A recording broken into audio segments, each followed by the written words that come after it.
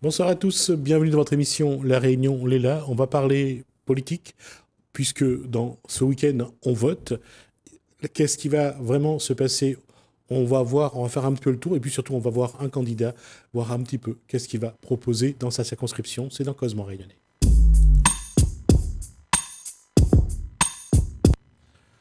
Rudy Tazar, bonsoir. Bonsoir, Jasmine. J'allais dire, c'est un petit peu un bain de débutant. Totalement, totalement. Vous êtes candidat dans quelle circonscription? La quatrième circonscription. Saint-Pierre, la petite île Saint-Joseph. On va rappeler que le député sortant, c'est Monsieur David Lorion. David Lorion. Donc, et vous vous situez comment dans ce... Parce qu'il y a quand même un contexte qui est particulier. Le président Emmanuel Macron a été réélu à son poste. On a vu le gouvernement qui en a découlé, mais on voit qu'il y a quand même une grande incertitude dans ce que peut être la composition de cette Assemblée nationale. Oui. Vous avez envie d'y jouer un rôle? Totalement. En fait, ce que je veux faire, c'est porter la voix du peuple. Donc là, vraiment, et d'ailleurs dans le programme, dans ce que je veux mettre en place, c'est vraiment faire en sorte que chaque décision que j'ai votée, que je vais prendre, puisse être choisie clairement définie par le peuple.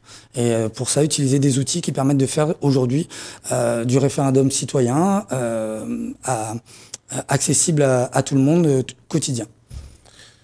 Comment un jeune, vous êtes né 79, 43 ans. Quel endroit? À Saint-Louis. Comment un jeune quel a été votre cursus? J'ai eu plusieurs vies, on va dire principalement du monde commercial, la gestion de patrimoine, l'immobilier, entre autres avec une entreprise au passage. D'accord. Qu'est-ce qui, lorsqu'on a votre parcours, qu'est-ce qui amène à se dire que la chose politique peut être intéressante? Alors ça peut paraître bizarre, mais c'est justement parce que j'ai toujours détesté la politique.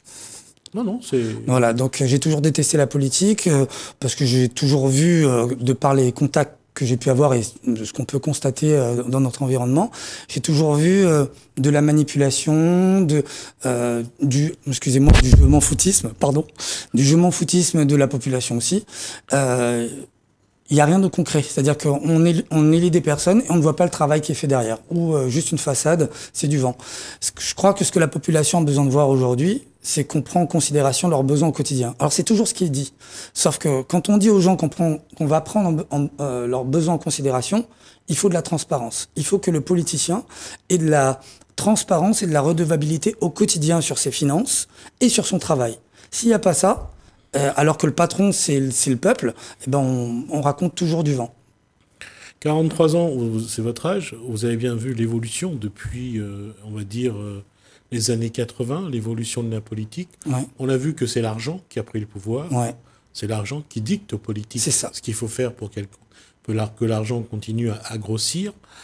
Quand on arrive avec, j'allais dire, pas grand-chose en termes d'argent, oui. Et qu'on a une population qui sort de 2 ans de Covid, qui est sous cette pression de la guerre d'Ukraine, comment est-ce qu'on parle j'allais dire, à l'électeur lambda? Alors, l'électeur lambda, chaque électeur, de toute façon, doit réaliser qu'il a son mot à dire.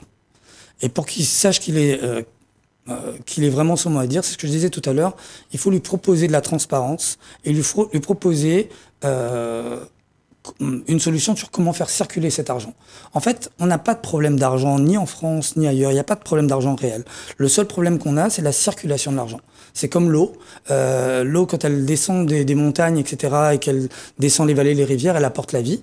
Mais si on prend la même eau des rivières et qu'on met dans un bassin fermé, eh ben, elle pourrit, elle pue. L'argent, c'est pareil. S'il reste stocké sur le compte de personnes, on va dire multimilliardaires, et que cet argent-là, il ne bouge pas, il reste là, eh ben, il pourrit, il pue les relations. Il fait puer les relations. Donc, ce qu'on a besoin aujourd'hui, c'est... Mais est-ce que j'allais dire, les citoyens que vous rencontrez depuis sur la quatrième circonscription ont envie d'entendre ce discours-là? Totalement. Ce qu'ils ont envie d'entendre, c'est que la personne qui va les représenter est transparente et va prouver au quotidien que chaque dépense, chaque action va être transparente.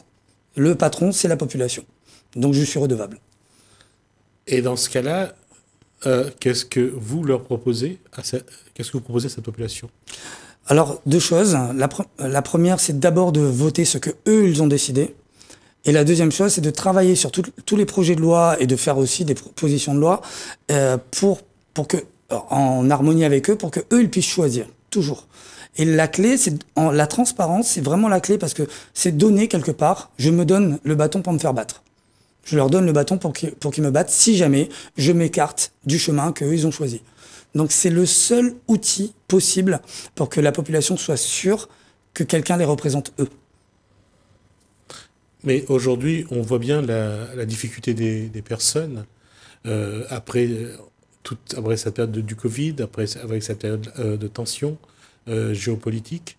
Là, on voit bien que les gens ne sont pas vraiment dans la discussion politique, qu'ils ont des problèmes aussi à résoudre, parce que ça a laissé des traces, ces moments-là. Bien sûr. Comment on arrive à échanger, comment on arrive vraiment à aller sur des choses solides? Alors, ce que je fais aujourd'hui, je mets plusieurs épisodes sur mon mur Facebook, parce que je commence à communiquer de cette façon-là, où j'apporte des solutions concrètes au quotidien. On a plusieurs choses qui ne fonctionnent pas à La Réunion parce qu'elles ne sont pas adaptées à La Réunion. Plusieurs textes de loi qui sont des droits qu'on n'utilise pas et d'autres qui sont imposés qui ne sont pas adaptés à La Réunion. On a aujourd'hui un schéma économique qui fait en sorte que on maintient les personnes qui ont des petits budgets en bas et on va dire des personnes qui sont au RSA, des personnes qui ont des petits revenus. Si jamais ils touchent un petit peu plus, eh bien, ils perdent leurs avantages. On maintient les gens dans ce schéma-là. Donc il y a des choses à mettre en place, il y a des solutions à mettre en place pour que les gens commencent à gagner un peu plus. Le nerf de la guerre, c'est l'argent. Cette paupérisation d'une clientèle électorale a toujours été ainsi. Comment aller contre, j'allais dire, des mauvaises habitudes politiques? En mettant de la transparence. Parce que la transparence, c'est la clé pour tout.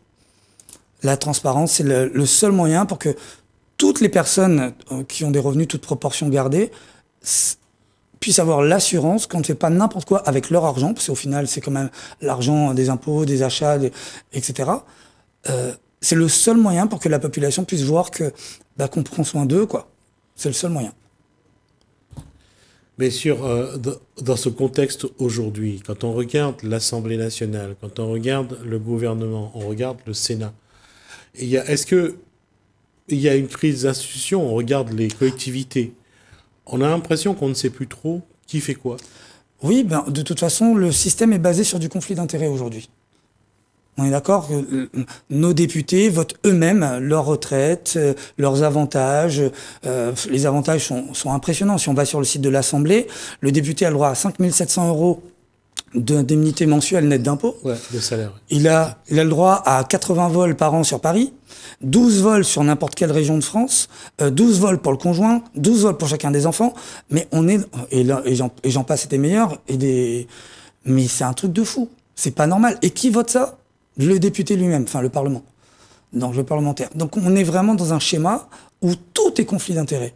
C'est pour ça qu'arriver dans l'hémicycle avec 1, 2, 3 personnes comme Antoine Fontaine veut le faire sous le couvert du parti Vive la Réunion, donc que j'ai rejoint, on veut apporter de la transparence. Et arriver dans l'hémicycle 2 personnes qui vont dire « nous on refuse tout ça, on n'est pas contre le fait d'avoir des indemnités, on n'est pas contre le fait d'avoir des avantages, mais qu'ils soient mesurés et décidés par la population, pas par nous-mêmes. » C'est là qu'est le non-sens.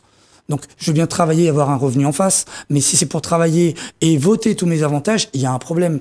Et donc, arriver dans l'hémicycle 2 personnes qui vont dire « nous, on n'est pas d'accord, il faut que ce soit la population qui décide », là, on va mettre un gros coup de pied dans la fourmilière. Et le but, c'est d'arriver dans l'hémicycle et de mettre ce coup de pied au niveau national. Après, il y a des réalités. Par exemple, il y a l'actuel Premier ministre plutôt l'ancien qui est parti, Jean Castex. Il a quitté ses fonctions et il aura une retraite. Oui. Et c'est pas normal. C'est une belle retraite d'ailleurs. Mais est-ce que c'est normal que ces personnes-là puissent... Pourquoi la population n'a pas les mêmes avantages? Pourquoi on n'a pas des retraites à... Voilà, on a fait 2 ans, 3 ans... Peut-être que quand quelqu'un part en retraite, on lui dit qu'il aura 15 000 € de retraite par mois. il n'est pas prêt d'aller vendre ce qu'il sait sur un gouvernement, sur un pays. C'est une question aussi de veiller, de le mettre sous cloche et de veiller qu'il n'aille pas à... Non, je pense qu'à un moment donné, c'est soit on est pour la nation, soit on est pour l'argent. Donc si l'argent est un outil. Donc l'argent dit la vérité sur nos priorités. Donc si l'argent c'est pour protéger ci ou pour protéger de ça, c'est qu'il n'y a pas le cœur qui est derrière. Donc c'est ça le problème. Donc il faut avoir des personnes. D'ailleurs, on met des personnes à des postes dans le gouvernement qui ne sont pas à l'économie. Il faudrait mettre un chef d'entreprise qui a réussi.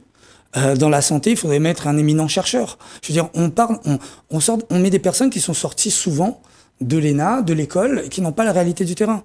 Les vraies solutions se trouvent sur le terrain. Les vraies solutions ne se trouvent pas dans des cours, dans des écoles. Mais sur un territoire, bon, la 4e, c'est Saint-Pierre. Petite-Île, Saint-Joseph. Saint-Joseph. Dans ce territoire-là, comment... quelles sont les attentes de la population? Je crois que c'est les mêmes attentes que toute la Réunion.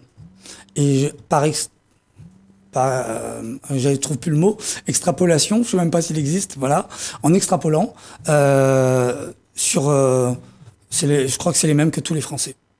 Ce qu'on veut, c'est d'avoir des personnes qui mettent des solutions en place et qui soient à l'écoute des solutions qui existent déjà dans la tête de tous les Réunionnais. Et quand je dis Réunionnais, c'est toutes les personnes qui vivent à La Réunion. Je ne parle pas de catégorie de souche ou de quoi que ce soit. Donc toutes les personnes qui vivent à La Réunion sont les Réunionnais. Et les solutions, on les entend tous les jours. Les gens disent, on devrait faire ça, mais c'est comme ci, mais c'est comme ça. Mais c'est simple. Il suffit d'écouter les solutions qui sont sur le terrain. On a ce bon sens. Les gens ont le bon sens. Mais quand quelqu'un habite à la Plaine des Grègues, à Saint-Joseph ou à Montvert, à Saint-Pierre, les besoins, ou dans les centres-villes, les besoins sont les mêmes. L'agriculteur de la petite île a peut-être besoin d'autre chose. Oui, mais on est bien d'accord. Mais là, on parle de catégories, c'est souvent de catégories de métiers, des choses comme ça. Mais à la base, les gens ont besoin de la même chose, ont besoin d'un contexte. Je donne un exemple clair. Oui. On va parler des zones rouges à La Réunion. Les zones rouges, il y a des zones rouges de partout. Il y a des ravines de partout. Mais ces zones rouges, elles sont pas adaptées à La Réunion. C'est un non-sens. On a le marché de l'immobilier qui est bloqué, le marché du logement qui est bloqué, et pourtant on a des zones rouges qui n'ont aucun sens. Les zones rouges ont été créées en métropole par rapport au flux, comment s'appelle ça, au cru centenaire. Donc, mais on n'a pas ça à La Réunion. Avant qu'une ravine se remplisse et déborde sur tout le long, je sais pas quelle pluie il faut. Avant ça, on avait un géomètre qui faisait une analyse des sols pour voir si le sol était constructible. Pourquoi pas aujourd'hui?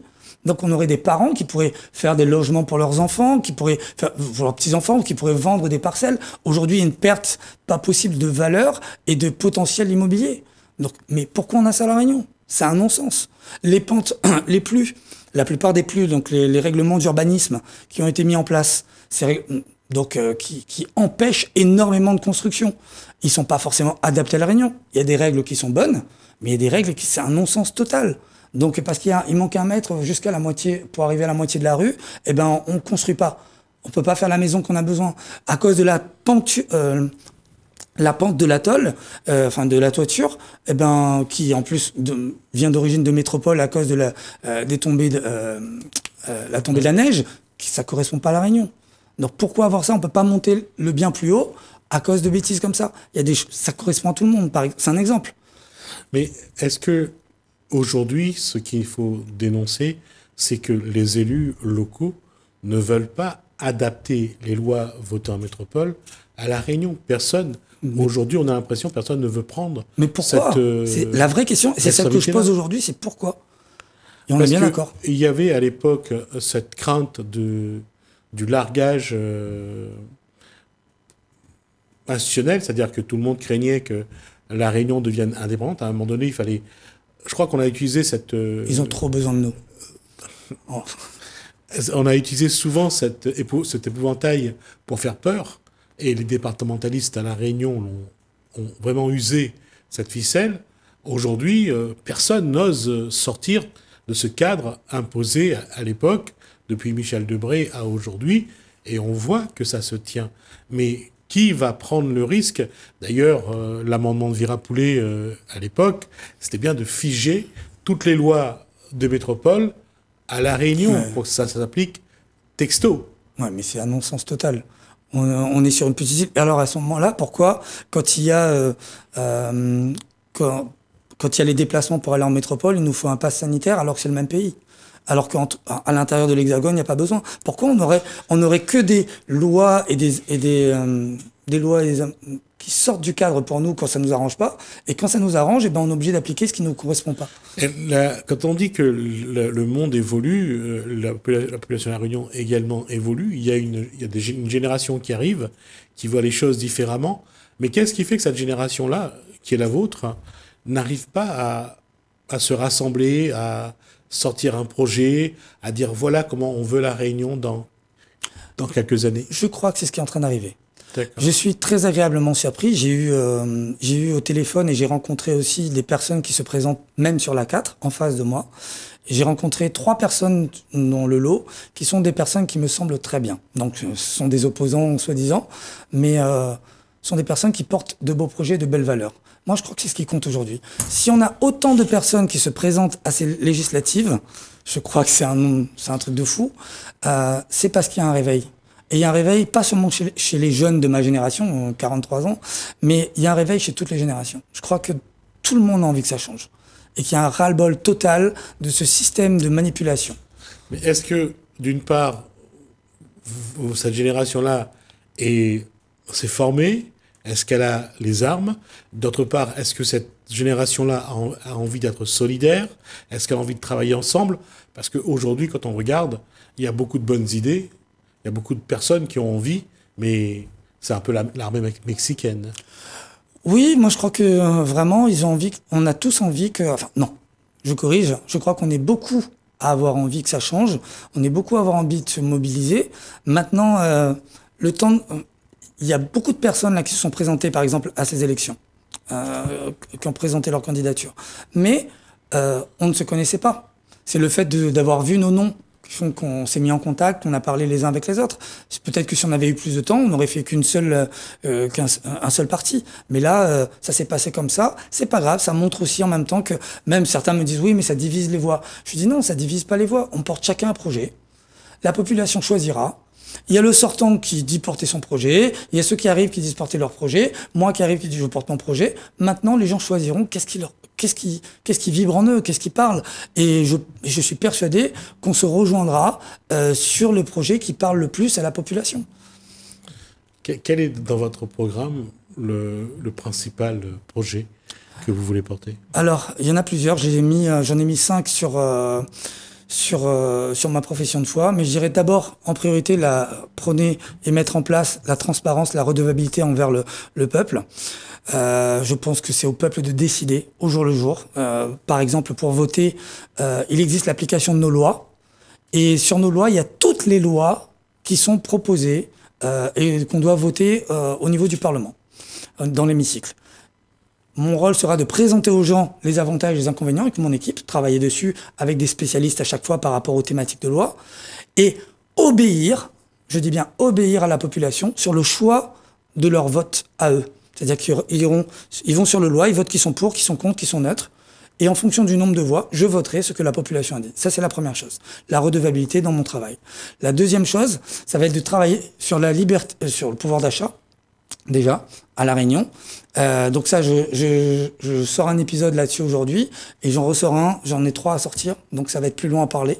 Donc des possibilités de permettre aux gens de travailler en apporteur d'affaires à La Réunion, en plus de leurs avantages actuels, recommander gratuitement une entreprise et être payé par l'entreprise parce qu'il a trouvé un client.